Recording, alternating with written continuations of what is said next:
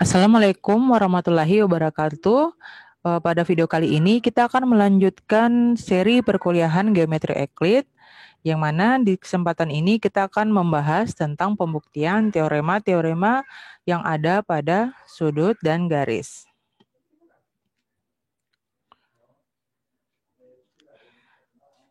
Nah, kemarin pada sistem aksioma kita sudah memahami tentang apa itu istilah tak terdefinisi, bagaimana itu definisi yang baik, dan yang seperti apa yang dimaksud dengan aksioma atau postulat serta teorema dalam sistem matematika. Nah, di sini berdasarkan dari pembahasan yang sudah kita lakukan di materi sebelumnya, kita sudah tahu kalau dalam geometri Euclid itu ada beberapa istilah tak terdefinisi. Di antaranya adalah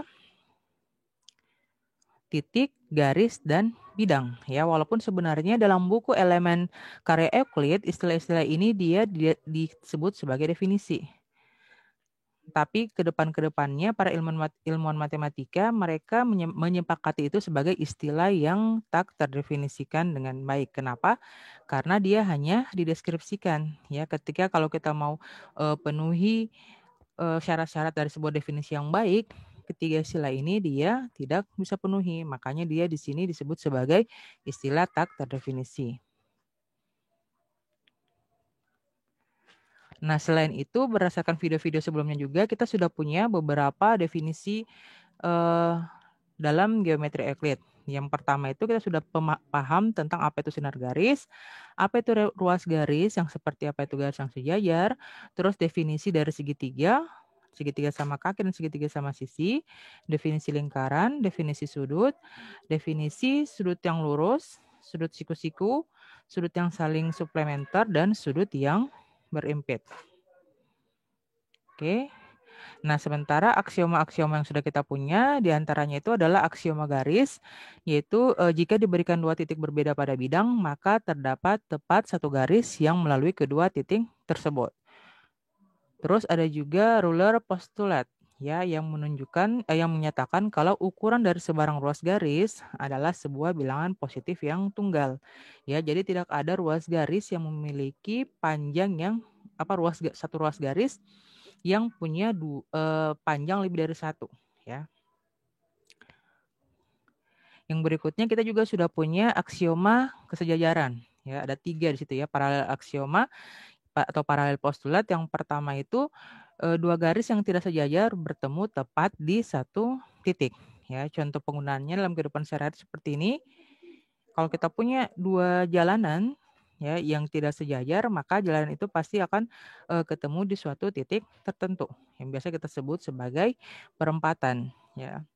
Terus ada aksioma yang kedua, yaitu diberikan sebuah garis G dan sebuah titik di luar garis itu, maka terdapat tepat satu garis yang melalui titik tersebut dan sejajar dengan G. Ya, jadi teori ini tentang ketunggalan garis sejajar, ya. Jadi kalau kita punya sebuah garis, titik di luar garis itu, maka akan tepat satu saja garis yang sejajar dengan garis yang pertama yang melalui titik tersebut, ya. Tidak mungkin ada dua garis yang melalui titik itu yang sejajar dengan garis yang pertama. Terus aksiom yang ketiga, jika diberikan 3 buah garis berbeda pada suatu bidang, jika garis pertama sejajar dengan garis kedua, ya. Jadi garis pertama L1 itu sejajar dengan L2, terus kita punya garis kedua sejajar dengan garis ketiga, maka itu pasti L1 akan sejajar dengan L3. Ya. Terus ada juga aksioma jarak atau aksioma keantaraan. Yang pertama itu, untuk setiap titik P dan Q berlaku jarak dari titik P ke Q itu lebih besar atau sama dengan 0. Ya, lebih lanjut, dPq sama dengan 0 itu terjadi jika dan hanya jika P sama dengan Q. Yang kedua, untuk setiap titik P dan Q itu berlaku jarak dari titik P ke titik Q itu sama dengan jarak dari titik Q ke titik P.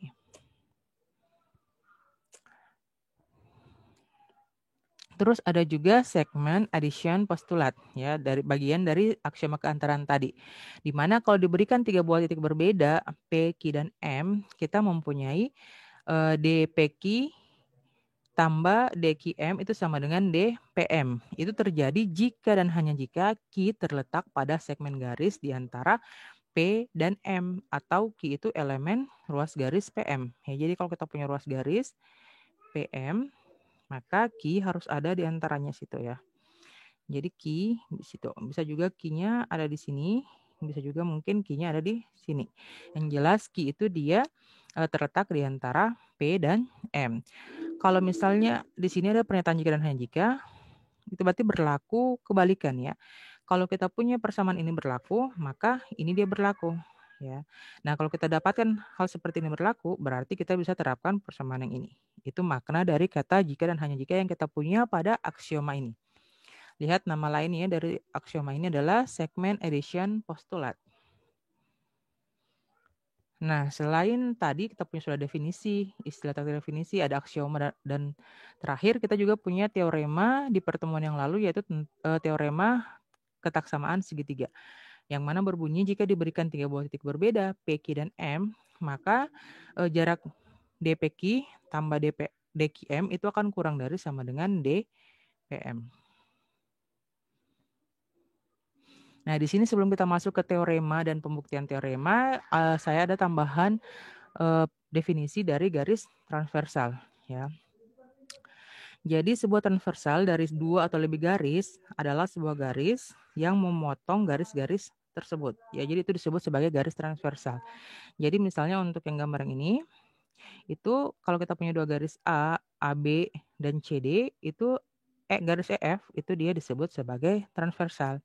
Nah, hasil dari garis transversal ini dia akan membentuk banyak sudut ya. Ada yang disebut sebagai, tapi digolongkan menjadi 2. Ada yang disebut sebagai sudut interior dan ada yang disebut sebagai sudut eksterior ya. Nah, sudut interior itu adalah sudut yang dibentuk di antara kedua garis itu, kedua garis yang dipotong. Ya, jadi kalau dalam gambar ini interiornya adalah sudut 1, 2, 3 dan 4 ya. Sementara untuk eksteriornya itu adalah sudut yang berada bukan di antara garis yang dipotong. Ya, jadi dia di sini ada sudut, kalau pada gambar ada sudut 5, sudut 6, sudut 7, dan sudut 8. Nah, kemarin kita sudah mempelajari tentang metode pembuktian langsung dan tidak langsung. Tapi yang kita pelajari kemarin itu masih merupakan bukti logis atau bukti yang informal. Kenapa dikatakan bukti yang informal? Karena dia belum menggambarkan kita pernyataan dari bukti yang mau kita ajukan. Sementara kalau dalam matematika, umumnya bukti dari sebuah teorema itu dinyatakan dalam bentuk kata-kata, bukan dalam bentuk pernyataan logika seperti yang sudah kita pahami kemarin. Ya.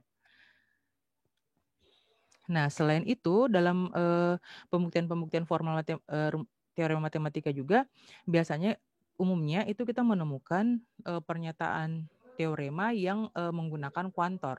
Ya, jadi biasanya umumnya itu untuk semua, berlaku untuk semua bilangan real, berlaku untuk semua garis, berlaku untuk semua titik, terdapat garis, terdapat bilangan real. Jadi dia sering menggunakan kalimat kuantor. Makanya bagus atau baik untuk kalian untuk memahami bagaimana merubah bentuk-bentuk kalimat kuantor itu menjadi pernyataan yang bisa kita buktikan baik secara langsung maupun tidak langsung. Di sini diberikan contohnya ya. Misalnya di sini untuk pernyataan pertama itu, jika 2 garis berpotongan, maka sudut vertikal yang terbentuk itu adalah kongruen. Ya. Terus pernyataan yang kedua ada semua sudut siku-siku adalah kongruen. Terus pernyataan yang ketiga, garis paralel tidak berpotongan. Dan pernyataan yang keempat,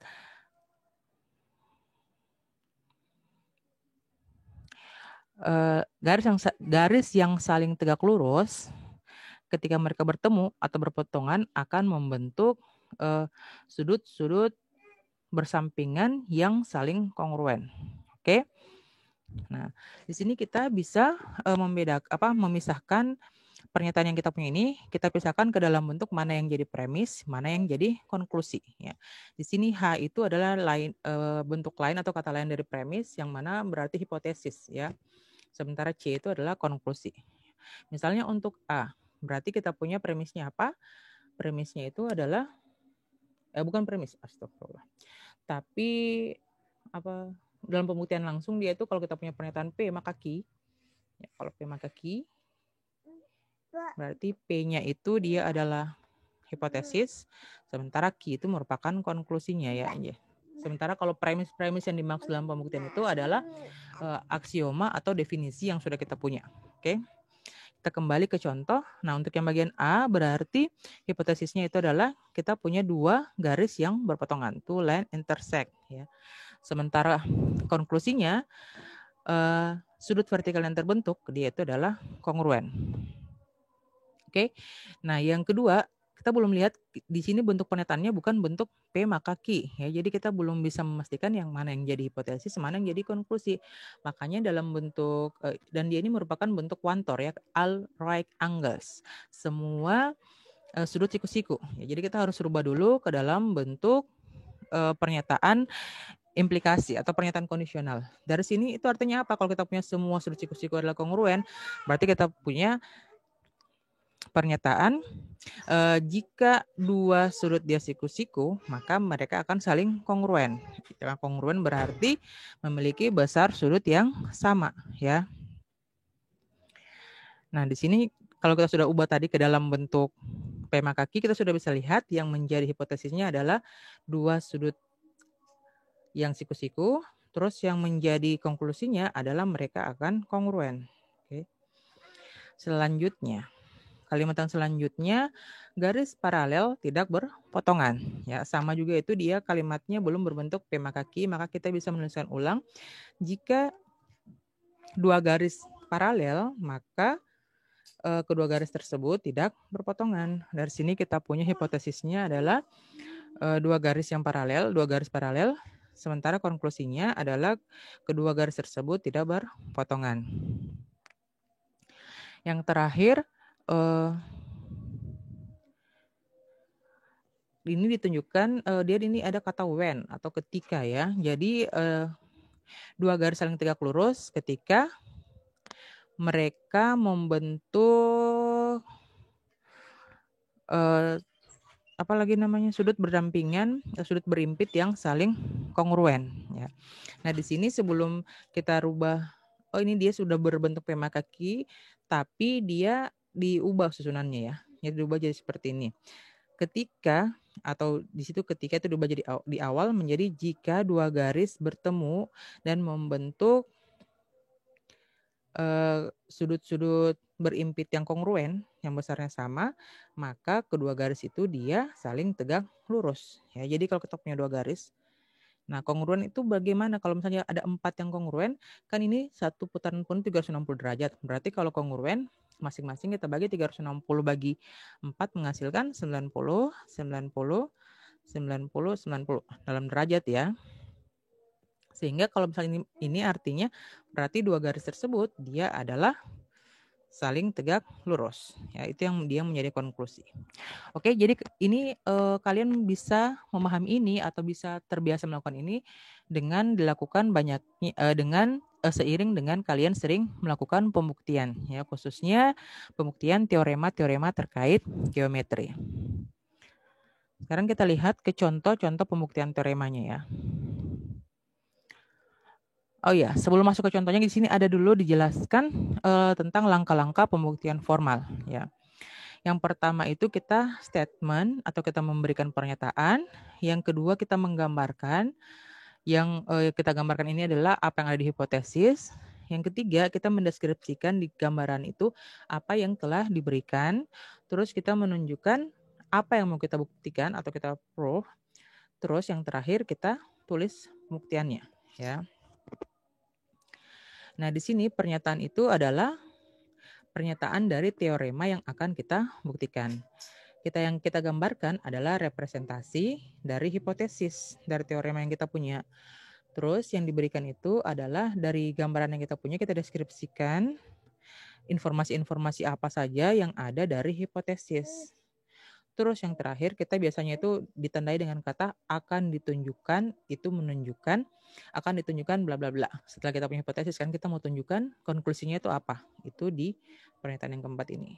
Nah, kalau kita sudah tahu ini semua, sudah punya 1-4, kita bisa menyusun pembuktiannya ini dengan menggunakan penalaran atau pembuktian yang sudah kita pelajari. Ya, bisa secara langsung dan bisa juga secara tidak langsung. Ya. Oke, kita lihat contohnya ya. Nah, di sini teorema yang pertama itu menyatakan sudut yang bertolak belakang memiliki ukuran yang sama, ya. Nah, atau dengan kata lain, kalau kita buat pernyataannya dalam bentuk implikasi, jika dua sudut saling bertolak belakang, maka besar sudutnya akan sama. Ya, kita lihat langkah-langkahnya. Kalau kita buat kemarin dalam bentuk alur pembuktian secara logis, kita cari dulu apa saja promisnya, ya. Nah, berdasarkan aksioma, kalau misalnya kita membentuk dua garis berpotongan satu titik, maka itu akan terbentuk sudut-sudut. Ya, dari gambar ini kita dapatkan kalau dia berpotongan, maka dia membentuk sudut-sudut yang bisa kita namakan sesuai dengan kebutuhan kita. Di sini diberi nama sudut A aksen, sudut A aksen, ada sudut B aksen. Ya, itu premisnya. Terus kita punya juga premis dari definisi sudut yang saling berpelurus. Apa itu? Jika sudut A dan sudut B saling berpelurus, maka M sudut A tambah M sudut B itu sama dengan 180 derajat. Di sini saya sesuaikan dengan pernyataan implikasi. Kalau S-nya itu berarti pernyataan dua sudut yang saling berpelurus. T-nya pernyataan, maka jumlah besar dari sudut tersebut adalah 180 derajat. Ya. Nah, terus di sini kita punya pernyataan P, sudut A dan sudut A aksen itu saling bertolak belakang, ya. Itu untuk asumsi conditional proving, ya, asumsi conditional proving. Karena di sini kita mau buktikan dengan menggunakan pembuktian langsung. Kita mulai dari sini. Kita akan gunakan premis-premis di sini untuk menghasilkan key-nya, ya. Kita lihat. Nah, dari premis yang kita punya ini tadi, apa yang ada?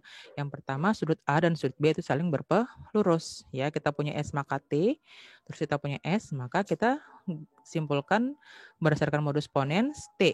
Ya, berarti besar sudut A tambah besar sudut B itu sama dengan 180 derajat. Terus kita punya lagi pernyataan lain untuk sudut yang saling berpelurus, yaitu apa? Sudut B, sini sudut B dan sudut A juga dia saling berpelurus. Dan sudut A aksen ya, maka sudut A aksen mana nih? Yang ini, B dengan A aksen. Dia saling berpelurus. Maka apa dari situ? Artinya kita punya sudut B tambah sudut A aksen juga 180 derajat. Ya, kita menggunakan pernyataan premis yang ini tadi. Oke, setelah itu di sini kita lihat ternyata T dan R itu dia pernyataan yang ekuivalen. Ekuivalen kenapa? Karena jumlah sudutnya itu sama-sama 180 derajat. Sehingga kita bisa tuliskan pernyataan ini. Oke.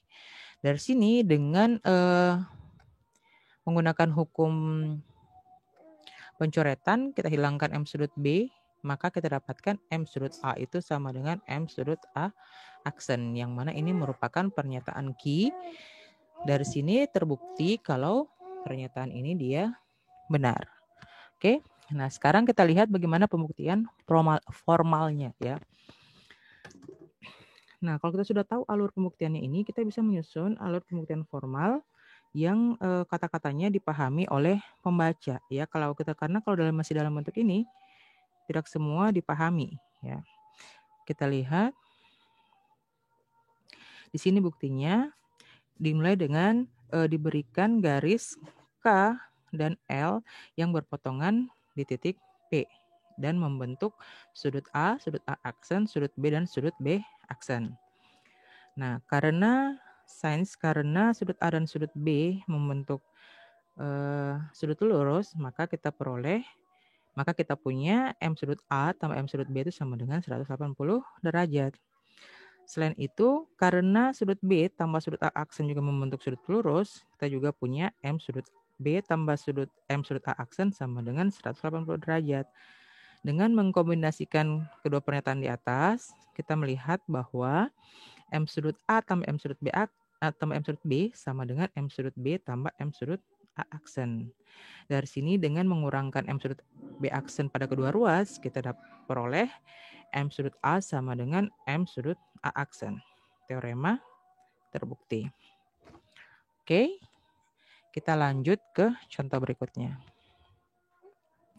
Nah, di contoh ini kalian bisa mencoba sendiri untuk menyusun pembuktiannya secara logis. Ya, di sini Ibu hanya akan menjabarkan pembuktiannya secara formal. Ya. Nah, dari gambar ini kita mau membuktikan bahwa M sudut STQ sama dengan M sudut kita punya kalau M sudut STQ itu sama dengan M sudut PTR ya, STQ. Jadi ini sama dengan yang ini sama dengan ini ya. Kita mau menunjukkan kalau M sudut PTQ akan sama dengan M sudut STR. Yang mau kita tunjukkan adalah ini PTQ sama dengan yang ini, itu dia akan sama dengan ini ya. Oke, kita lihat bagaimana pembuktiannya. Kita tahu bahwa M sudut STQ sama dengan M sudut PTR ya, dengan menambahkan M sudut STP pada kedua sisi dari persamaan yang kita punya, kita memiliki M sudut STQ tambah M sudut STP sama dengan M sudut PTR tambah M sudut STP. Oke, di dalam mempelajari bilangan kita tahu kalau kita menambahkan dua bilangan yang sama di setiap ruas persamaan, maka tidak akan merubah nilai dari persamaan tersebut. Nah, karena M sudut STQ tambah M sudut STP itu sama dengan M sudut PTQ, ya kita lihat STQ mana STQ. Nah, kita lihat ya, STQ ditambah M sudut STQ tambah M sudut STP. STP ini ya, itu sama saja dengan M sudut PTQ, dan kita juga punya kalau M sudut PTR, ini PTR, ditambah dengan M sudut STP, ya, itu sama dengan M sudut STR. Nah, jadi dengan mensubstitusikan keduanya ini pada persamaan yang ini, kita peroleh bahwa M sudut PTQ sama dengan M sudut STR. Oke, jadi pernyataan kita terbukti. Kita lanjut ke contoh berikutnya. Di sini di gambar yang kita punya, kita asumsikan bahwa M sudut AOB sama dengan M sudut COD. Ini sama ya.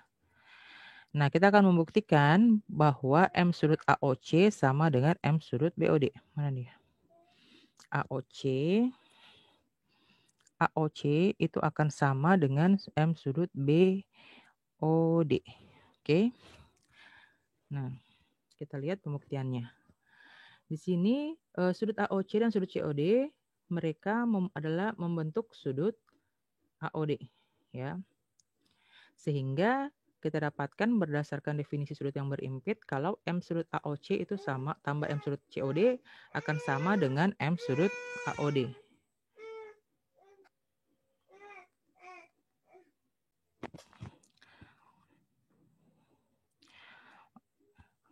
Oke, secara sama kita dapatkan kalau M sudut AOB juga tambah M sudut AOB tambah M sudut BOD juga sama dengan sudut M AOD ya, karena kita lihat kalau AOB itu dan BOD dia itu membentuk sudut AOD.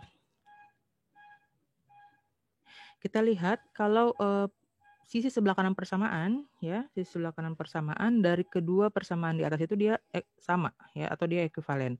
Sehingga sisi kirinya juga ini menunjukkan kalau sisi kirinya sama ya. Di sini katakan sisi kanan dari kedua persamaan adalah sama, sehingga sisi kirinya itu juga sama, sehingga menjadi ini ya, M sudut AOC tambah M sudut COD itu akan sama dengan M sudut AOB tambah M sudut BOD ya. Karena dari mana? Karena kita punya M sudut AOD itu sama dengan M sudut AOD ya. Dari asumsi kita dapat menghilangkan atau mencoret M sudut COD dan M sudut AOB. Kenapa? Karena mereka sama tadi di sini ya, dari asumsi yang kita punya. Sehingga kita peroleh ini mana tadi? M COD Ini dia, dan AOB itu habis ya, karena dia sama tadi di sini dikatakan. Sehingga diperoleh M sudut AOC sama dengan M sudut BOD. Yang mana ini yang mau kita buktikan, sehingga pernyataan ini dia terbukti.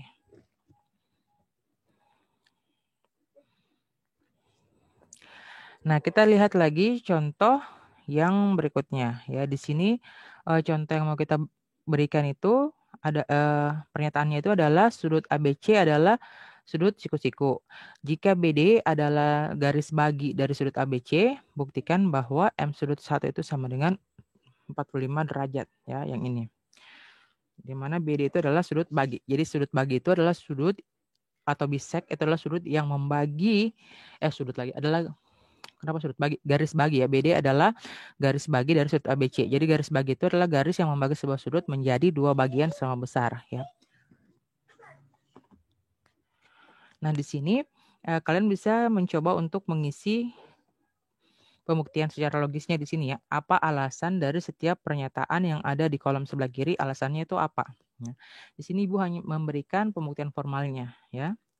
Kita mulai dengan diberikan segitiga ABC yang merupakan sudut siku-siku dan BD adalah garis bagi dari sudut ABC. Akan ditunjukkan bahwa M sudut 1 sama dengan 45 derajat. Nah, berdasarkan definisi sudut siku-siku itu berarti M sudut ABC sama dengan 90 derajat. Nah, karena sudut 1 dan sudut 2 saling berimpit, maka M sudut 1 tambah M sudut 2 itu sama dengan M sudut ABC ya. Dari sini diperoleh M sudut 1 tambah M sudut 2 sama dengan 90 derajat. Nah, karena BD adalah garis bagi dari sudut ABC, maka kita peroleh M sudut 1 sama dengan M sudut 2. Dengan melakukan substitusi pada persamaan sebelumnya, diperoleh M sudut 1 tambah M sudut 1 sama tambah M sudut 1 sama dengan 90. Ya, kita substitusi ini ke persamaan yang ini. Atau 2 kali M sudut 1 sama dengan 90. Ya. Di sini dengan menggunakan aljabar, kalau kita kali kedua ruas dengan bilangan yang sama yaitu 1/2, maka tidak akan merubah nilai persamaan ya. Jadi 1/2 kali 2 kali M sudut 1 sama dengan 1/2 kali 90 derajat. Dari sini kita dapatkan M sudut 1 sama dengan 1/2 kali 90 derajat atau M sudut 1 sama dengan 45 derajat. Oke, terbukti apa yang mau kita buktikan.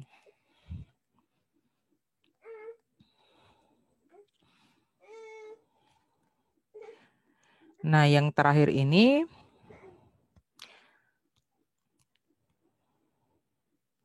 kita mau buktikan dengan pembuktian tidak langsung ya. Nah, di sini pernyataannya yang tertulis adalah pembuktian formalnya. Kalian bisa mencoba juga mengisi tabel untuk pembuktian yang pembuktian informalnya ya. Jadi ini tabelnya bukan yang ini ya. Jadi kalian bisa bikin tabelnya sendiri. Bukan yang ini tabelnya. Nah, kita lihat untuk ini, kita lihat pernyataannya pada gambar.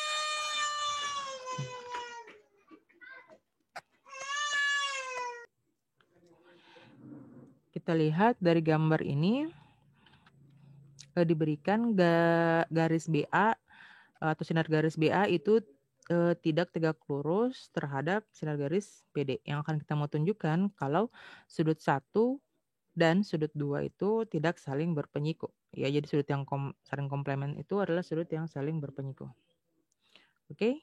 Nah, kita lihat pembuktiannya ini kita gunakan pembuktian tidak langsung. Bagaimana kemarin kalau pembuktian tidak langsung, kita harus mengandaikan kalau konklusi dari pernyataan tersebut atau konklusi atau apa yang kita buktikan itu kita harus andaikan sebaliknya ya. Jadi di sini karena yang mau kita buktikan adalah sudut 1 dan sudut 2 itu tidak saling komplement, maka atau tidak saling berpenyiku, maka yang kita andaikan adalah sudut 1 dan sudut 2 adalah saling komplement atau saling berpenyiku ya. Nah, di sini kalau sudut 1 dan sudut 2 saling berpenyiku, maka M sudut 1 tambah M sudut 2 itu sama dengan 90 derajat ya. Nah, karena jumlah dari sudut yang saling komplement itu adalah 90 derajat. Kita juga tahu bahwa M sudut 1 tambah M sudut 2 itu sama dengan M sudut ABD. Ya, kita lihat di sini M sudut ABD. Nah, dengan menggunakan Angel addition postulat,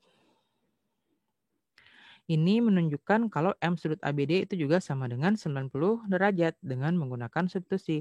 Ini berarti kalau misalnya M sudut ABD sama 90 derajat, artinya sinar garis BA itu tegak lurus dengan sinar garis BD, ya. Tapi ini dia kontradiksi dengan hipotesis yang kita punya, ya. Artinya asumsi atau pengandaian kita itu dia salah. Berarti yang benar apa? Yang benar adalah sudut 1 dan sudut 2 tidak saling komplement atau tidak saling berpenyiku. Oke. Nah, demikianlah tadi berbagai contoh pembuktian yang ada dalam geometri. Jadi tadi kita sudah membuktikan beberapa teorema tentang sudut, ya, tentang sudut dan juga tentang garis yang berpotongan, ya. Nah, itu yang kita buktikan itu ada menggunakan pembuktian langsung dan pembuktian tidak langsung. Kurang lebih pada pertemuan-pertemuan selanjutnya yang akan kita lakukan adalah hal itu, ya, pembuktian teorema untuk lebih melatih kalian bagaimana proses berpikir atau proses bernalar yang benar sesuai dengan sesuai dengan alur logika yang sudah kita pelajari. Oke, terima kasih atas perhatiannya. Jika ada yang ditanyakan, silakan sampaikan di kolom komentar.